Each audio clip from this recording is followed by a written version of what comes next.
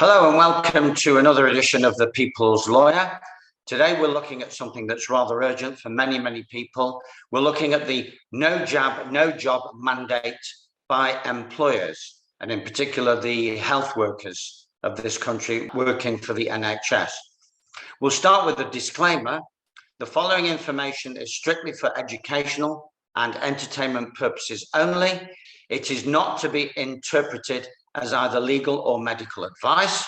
No responsibility is accepted by the author for reliance on its accuracy by listeners or viewers. Viewer or listener discretion, due diligence, and autonomous research is strongly advised. So let's introduce the menu for this video. 3 parts. Part 1, we'll be looking at the bigger picture. It breaks down into 3 sections. The first section is a little summary of an aspect of legalese, which is the language that looks like English, but it is in fact not quite the same as English. It's used by the legal system, normally taking advantage of our ignorance of it. Number 2, some useful medical information that does not reach mainstream eyes. It does not figure in curriculum in medical schools, and it's important to consider it when taking decisions that can affect one's life. Number 3 is something that I'm far more familiar with, is some useful legal information that again will empower you to make the most well-informed choice moving forward. Part 2, we will look at your remedy, which, as some of you may already know, is a letter of conditional acceptance combined with a data subject access request. And in part 3, we'll just finish this video with a little snippet, if you like, a little something that really puts everything into perspective, something very surprising, something that actually happened but very few people know about.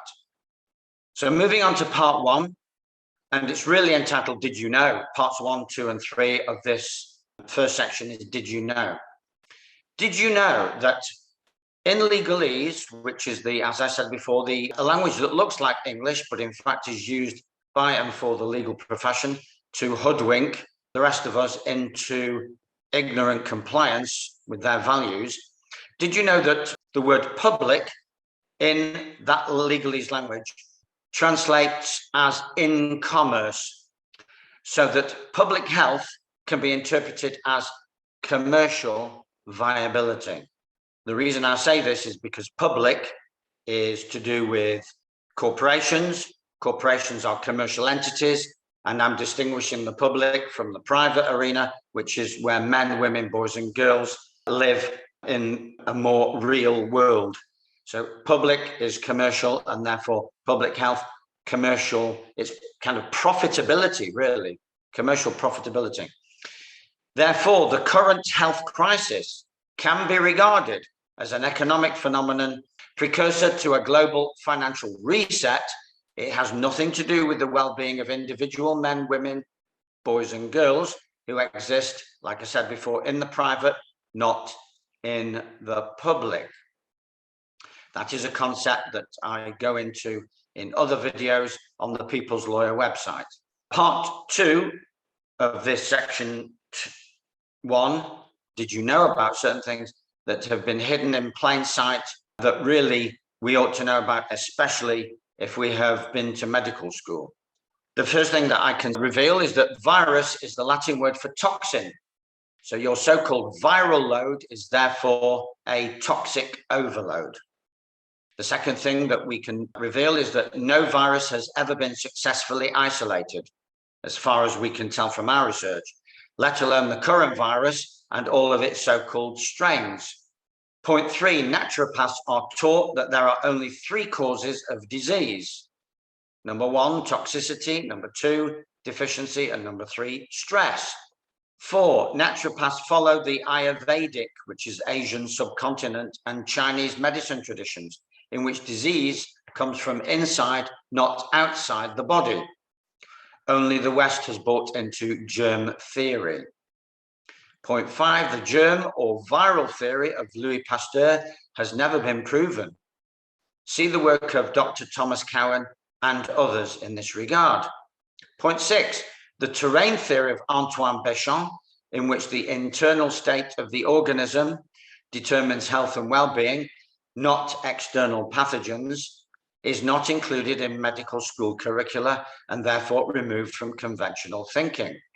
Point 7, the US Public Health Association, following the Spanish flu pandemic of 1918, concluded after experimenting on sick and healthy volunteers that infectious disease is not transmitted from the sick to the healthy, even when infected tissue is literally taken from the sick and injected into the healthy. Point 8, in view of the above, the concept of transmissible infectious disease is, to say the least, highly questionable. Point 9, the concept of asymptomatic transmission is far more than questionable. It is absurd. So the next part of section 1 is, did you know this legal information? Point 1 is, you are only bound by contract or agreement.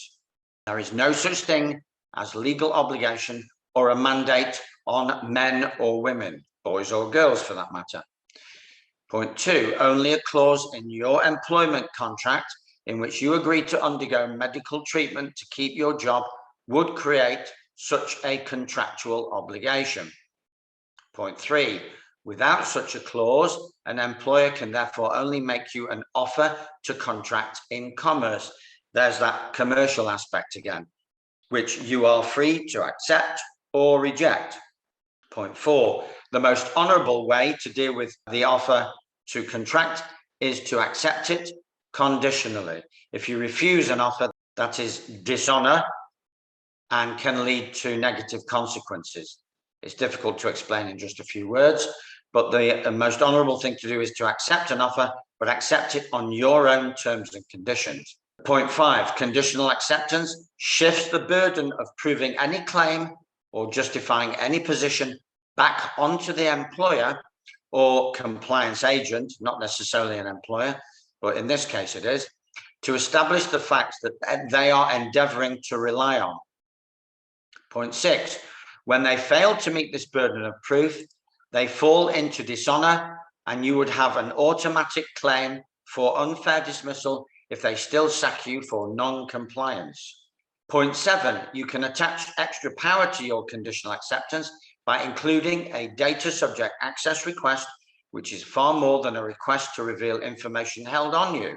It is in effect a lawful demand for transparency and accuracy in the information given and relied upon by the employer in their answers to your questions. Number 8, failure to meet the requirements for transparency, lawfulness, and fairness under GDPR, which is General Data Protection Regulation, can be criminalized as concealing or blocking information relating to a data subject, which is you, because that's a criminal offence under Data Protection Act, Section 173, subsection 3. Point 9, under Nuremberg Code Article 6 and Universal Declaration of Bioethics and Human Rights, 2005, which is UDBHR, Article 6.3, fully informed, freely given consent is required before requirements to submit to medical intervention can be considered lawful. Number 10, your consent cannot be fully informed during a medical trial, such as the current global one, as there is insufficient data with the trial not due to conclude until 2023. Number 11, your consent cannot be freely given in a no jab, no job coercive threat. Number 12, threatening you with job loss for not taking an injection is a psychological assault, which is a crime at common law, and criminal coercion. Number 13, treating the unvaccinated differently is unlawful discrimination under Equality Act 2010, as well as a breach of universal right, universal divine, natural, lawful right to freedom of thought, freedom of belief, privacy, and the unalienable, which means cannot be surrendered, right to earn a living. All of these rights we are born with. They are birthrights, and that is what makes them unalienable, non-surrenderable. So that is a summary of the bigger picture, which I hope will inform your decision making. Now we're going to move on to part 2, which is your actual remedy, the letter, which has already been posted online and which you'll find in the description box if you're watching this on YouTube, or you may already have a PDF version of it. And this is the letter of conditional acceptance combined with data subject access request. It's actually technically a special data subject access request, which I will explain as we go along. So this is the letter of conditional acceptance, consent to employer pursuant to Article 6 Universal Declaration on Bioethics and Human Rights, UDBHR 2005, and data subject access request pursuant, which means in accordance with Article 15, General Data Protection Regulation, GDPR, or privacy legislation for non-UK cases. Obviously, you would put the date in. Dear employer or manager, notice is hereby given upon 1, non-consent to being coerced into taking a trial vaccination. Some people overlook the strategy of actually expressing their non-consent. The problem with not expressing your non-consent, as you would find out from other videos that the People's Lawyer has posted online on YouTube and on the People's Lawyer website, is that if you don't actively give your non-consent, you can be presumed to consent. It's a potentially complicated matter, so to keep it simple, we express our non-consent here and now. But the main body of this will be an offer which is conditional. So we have number 2, offer to accept trial vaccination compliance, strictly subject to conditions set out below. So this is, as I said before, keeping you in honor and your head above water. As some of you may know, and some of you will find out from watching other videos, the idea of water, the laws of the sea. Commerce is something that is maritime. It belongs to the realm of the sea, certainly corporate commerce. The UK government is now corporate. Most governments are corporate, which means that they have incorporated, which means that in effect, they are fictional names on pieces of paper. They're not real government. They've lost their sovereignty. And in another video, I explain this in depth about what the loss of sovereignty actually means. I'm not here to go into depth on that particular subject. I just want to focus on your remedy. If you want to understand your remedy, then please go and consult other videos. Moving on, we are writing to notify you that we shall only offer our consent to be vaccinated or injected with the vaccination or injection and any of its variants upon condition that the answers to every single question set out below is in the affirmative, and all independent evidence and reasoned conclusions that we hereby request supplied to us as soon as reasonably practicable. Question 1, are you in possession of a full health and safety evaluation of the risks associated with the stated vaccination under the Management of Health and Safety at Work Regulations 1999 to show good cause why it should be mandatory for an employee to take an experimental vaccine that is on trial until 2023? So this is a question that's designed to expose the lack of a true lawful health and safety evaluation of the risks that come with taking a vaccine. Masks are an NPI, non-pharmaceutical intervention. So it goes without saying that taking an untried, untested vaccine is an intervention that requires its own independent health and safety evaluation. Otherwise, under the 1999 regulations, which are based on the Health and Safety at Work Act 1974, the employer is committing both civil and potentially criminal offences. Question 2, do you have first-hand knowledge that satisfies you beyond reasonable doubt that the vaccine injection is sufficiently safe and effective for mass rollout without a marketing license? So this is putting the employer to show their cards. Why are they insisting on something that doesn't even have a marketing license? If it doesn't have a marketing license, then somebody has not proven that it's safe and effective. because if they had proven that it was safe and effective, it would have a marketing license. Whether it's a matter of safety, effectiveness, or the lack of time to establish that position is another matter. But the fact is that it doesn't have a marketing license. And this is a huge red flag for the entire process. Question 3, are you satisfied that a vaccine injection is even necessary with the widely accepted extremely high survival rate, which is somewhere between 99.7% and 99.9%, according to the age group and the precise location.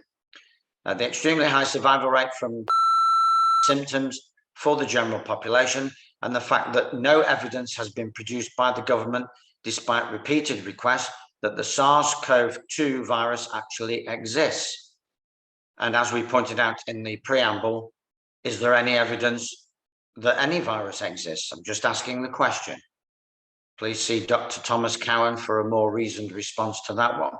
Question 4, do you agree that this vaccination injection campaign amounts to a human experiment according to Nuremberg Code Article 6, as we are currently still in trial stage 3 until 2023, and that fully informed consent of the man or woman to be injected is an essential prerequisite for you to avoid potential liability for complicity in any criminal acts perpetrated by the manufacturers and medical profession. So we're beginning to look at the International Criminal Code. It's not directly applicable in this country, but it's in no one's interest to be seen to be in contravention of that code, because it would support any case, any civil case against the employer, and potentially support any criminal liability that is directed at them. Question 5, are you satisfied beyond reasonable doubt that refusing access to services or employment against a person who does not agree to take the vaccine injection is not an act of discrimination pursuant to equality and disability legislation, nor a breach of their fundamental universal rights or Human Rights Act 1998? Question 6, do you have in your possession or control a copy of the company's liability insurance showing that an employee taking the experimental vaccine injection is covered for any adverse medical effects and any consequential loss of income or life? If they're not covered for liability as a result of adverse events, then why should you take the risk? It's as simple as that. Why should you take a risk for which no one is covering you? Question 7, are you prepared to sign a personal indemnity for the benefit of ourselves and our heirs, next of kin, upon full unlimited liability in your private capacity for any harm or loss of life experienced by us from adverse reactions following our taking the vaccine injection in one or repeated doses? This is a pivotal question, whereas in question 6, we asked them to show that the company is covering us for adverse effects, loss, injury, or death. But in fact, it's far more powerful a deterrent in this countermeasure against no jab, no job policy to insist that they sign a personal indemnity. And this would be their test of integrity. This is their true test of integrity, as we'll see in the last few paragraphs. Do they really believe what they're saying? Or do they really believe in what they are asking you to do? If they do, they will sign a personal indemnity, because they will believe that no harm can come to you. But of course, they have no such belief, or they haven't even thought about it, because maybe they're brainwashed.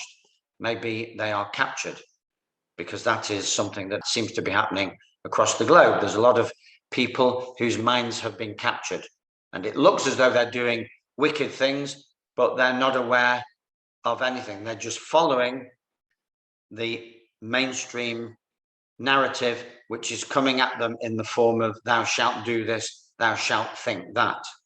Number 8, question 8, do you agree that the injection is a work requirement and will of necessity be complied with 24/7?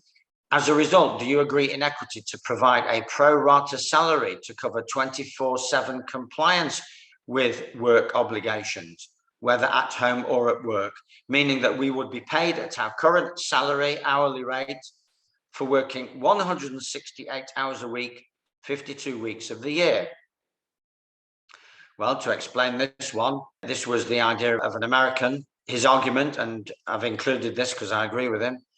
If they are insisting on an intervention whose implications, whose effects will be with you for the rest of your life, then they need to pay you for every single waking and sleeping hour, because in effect, you're taking your work home with you.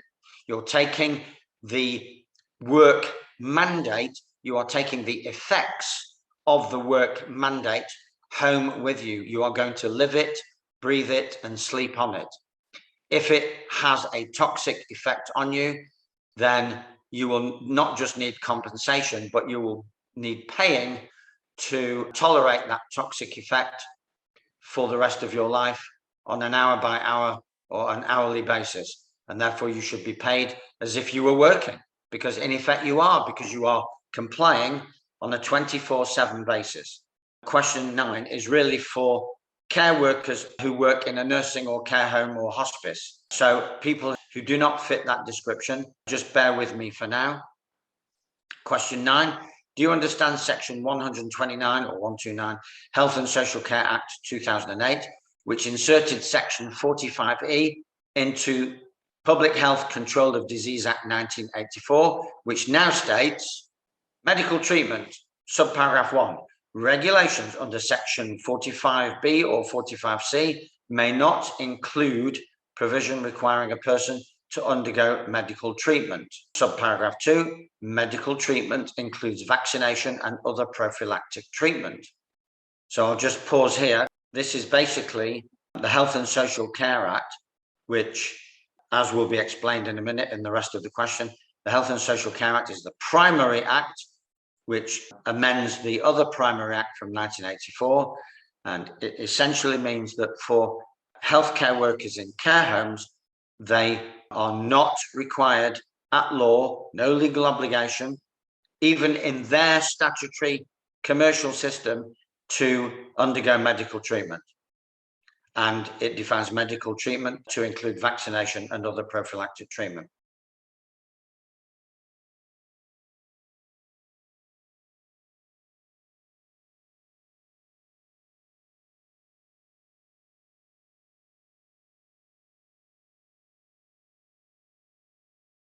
Carrying on with the question, do you recognise and accept that section 45E of the Public Health Control of Disease Act 1984, being primary legislation, expressly overrides regulation 12(3)(b)(1) of the Health and Social Care Act 2008, Regulated Activities Regulations 2014, paragraph 12, as amended by section 5 of the Health and Social Care Act 2008, Regulated Activities Amendment Coronavirus Regulations 2021, otherwise establishing a requirement to vaccinate, this latter being secondary legislation. Do you understand that the regulation requiring vaccination for healthcare workers working in a care home is therefore unenforceable? So just to paraphrase all of that, the Coronavirus Regulations 2021, section 5, amended the Health and Social Care Act Regulations 2014 to make employment or employee vaccination mandatory in certain situations, certainly for healthcare workers. But the Health and Social Care Act 2008, section 129, inserts section 45E into the primary or the parent act of 1984, Public Health Control of Disease Act 1984, and that will override any coronavirus regulations, which means that in effect, any mandate from the 2021 regulations is already overridden. It was overridden even before it was put into operation. So if you're working in a care home, the good news is, even in their system, there is no mandate to vaccinate. Other employees will have to rely on all the other information that has been given, which is enough to rely on. This is just belt and braces. This question 9 for care home workers is just an add-on. It's icing on their cake, basically. Question 10, do you have evidence that we are party to an employment contract in which we have agreed to take part in a medical experiment and to take a medical drug that is untested and untried? Again, you're asking them you're putting them under pressure now, because as we've already pointed out, we've had to point it out dogmatically, so you'll need to do some more research to check that this is correct information. We have pointed out that we need to be party to a contract to have an obligation in commerce. Remember, employment contracts are contracts in commerce. And if you don't have a clause in your contract in which you have agreed to take part in such an experiment, then you have no obligation. It's that simple. Like I say, you don't need the regulations in your favor. You've got a far more powerful remedy, really. And this conditional acceptance letter is designed to highlight all the various strands of your remedy. Question 11.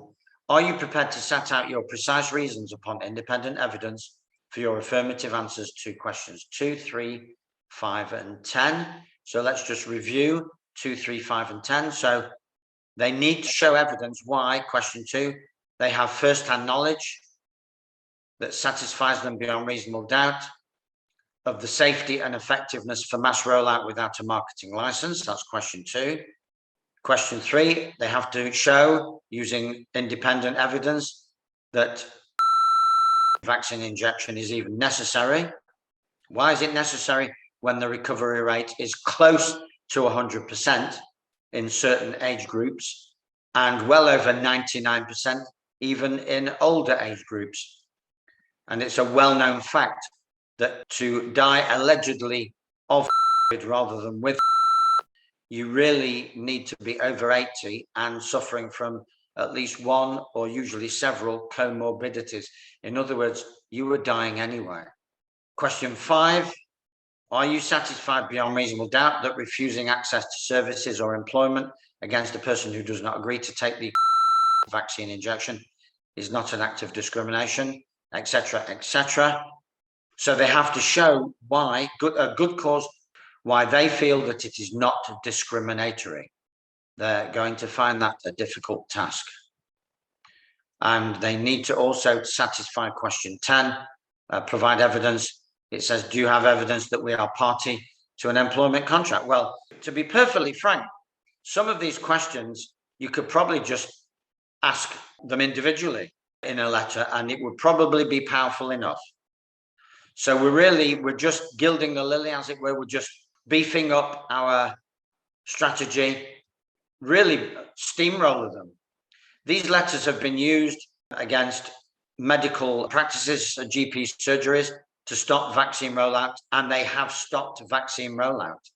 GP surgeries have been known to take these letters and within days announce that the booster jabs will not be available at that particular surgery. So this is a powerful remedy. We conclude the letter with some warnings and notifications. We hereby notify you that failure to sign a personal indemnity as requested in question 7 above shall constitute tacit admission that you do not believe that your coercive requirements are either lawful, reasonable, or justified, and that an automatic right to compensation shall accrue for any consequential dismissal from our employment, whether actual or constructive. Well, constructive means that you resign because you were tired of the coercion and you took it upon yourself to jump rather than be pushed based on the unreasonableness of the demands. That's what constructive dismissal is, as opposed to actual dismissal, where you're served notice and you have to quit after being given notice. But if they fail to sign this personal indemnity, this will be what's known as prima facie, or very difficult to contradict evidence that they are acting disingenuously, to say the least, unlawfully, and arguably criminally, because they may be privy to information. Some employers employers will be privy to information that gives the lie to everything that they are doing and saying. And even if they're not privy to that information, they are committing acts of extreme negligence in not finding out what they really should have found out by now. So they are, at the very least, in breach of their duty of care as an employer, and that is a tort at common law.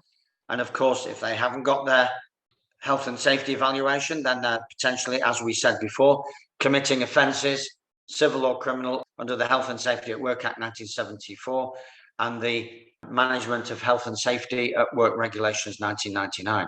Special data subject access request. Well, some of you may wonder what the word special is doing there.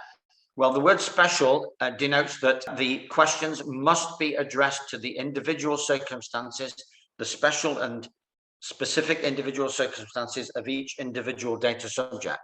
So they cannot give you a generic or general response, as we will find out in a minute what special actually means, because it's to do with your DNA coding, really, in this situation.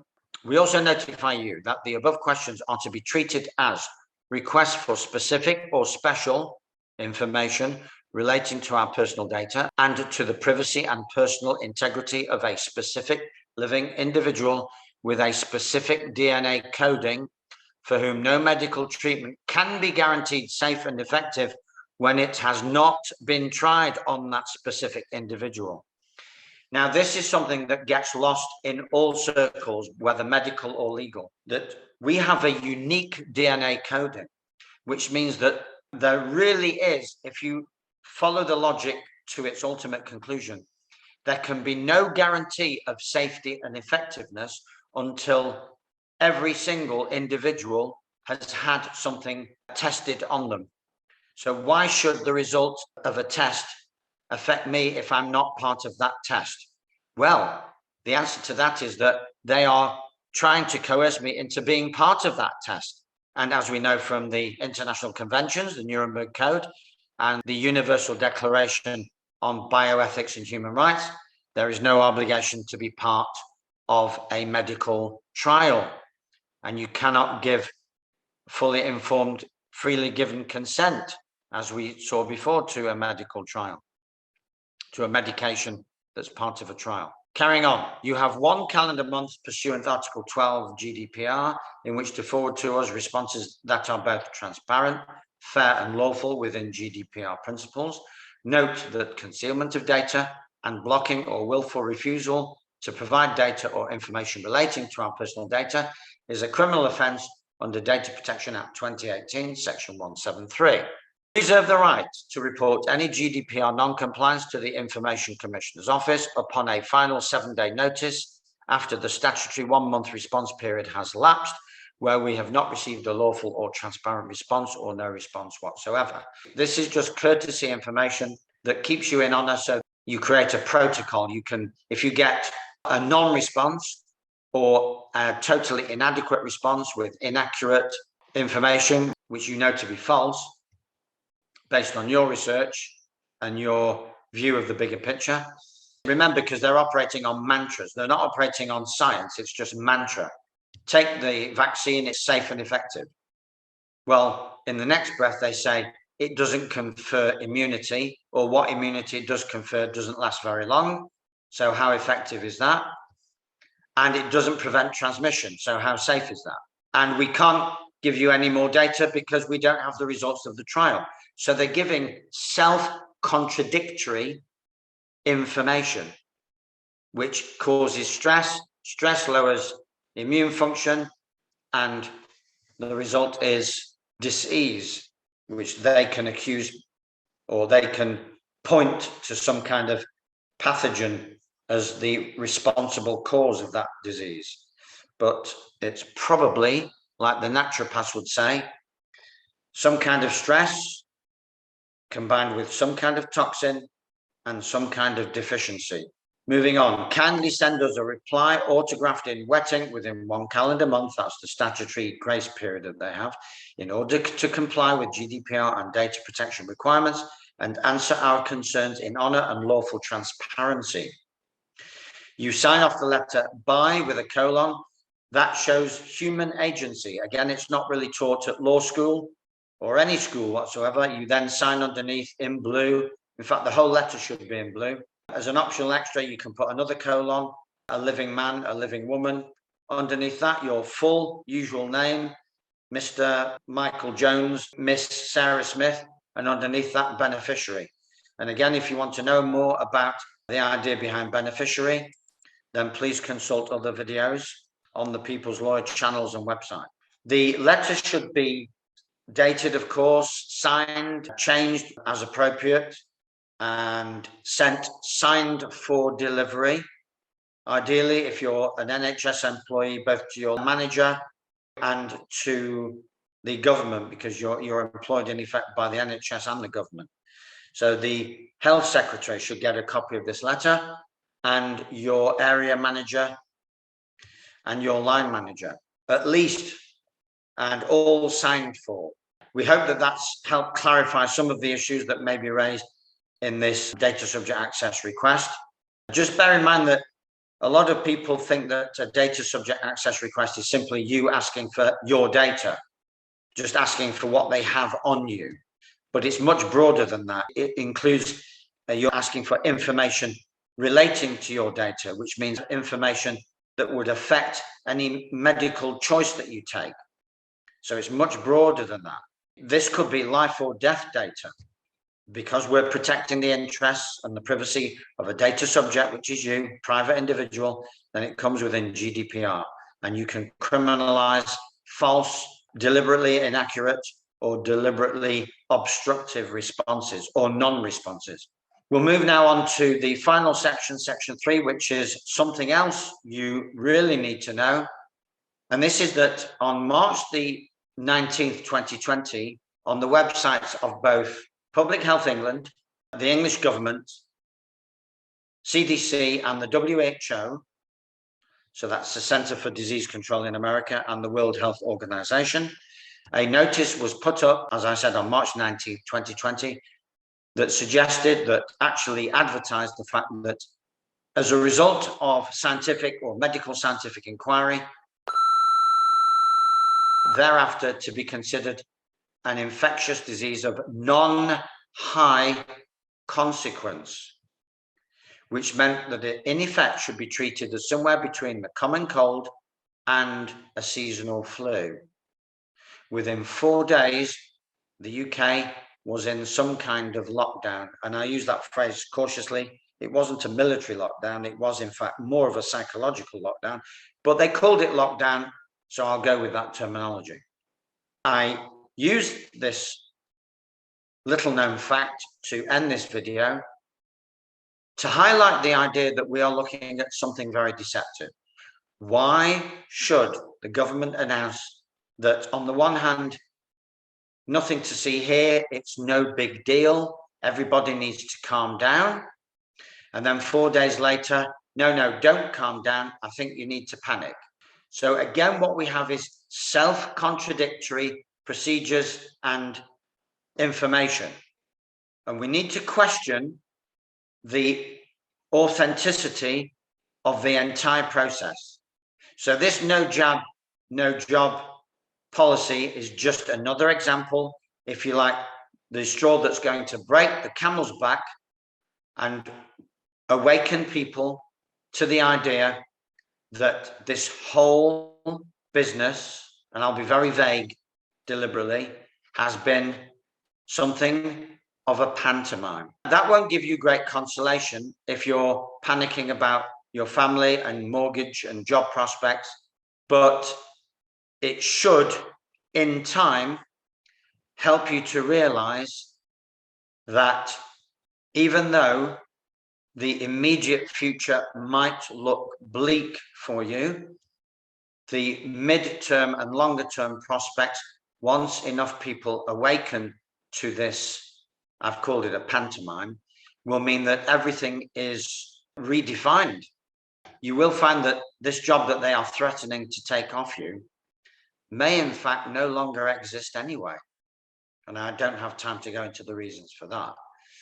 And that really this is a period in which we need to adjust come to some kind of internal adjustment to the idea, the very notion that things are changing, and it may look as though they are changing for the worse, but please accept the possibility, in fact, I would say probability, that they are going to change for the better.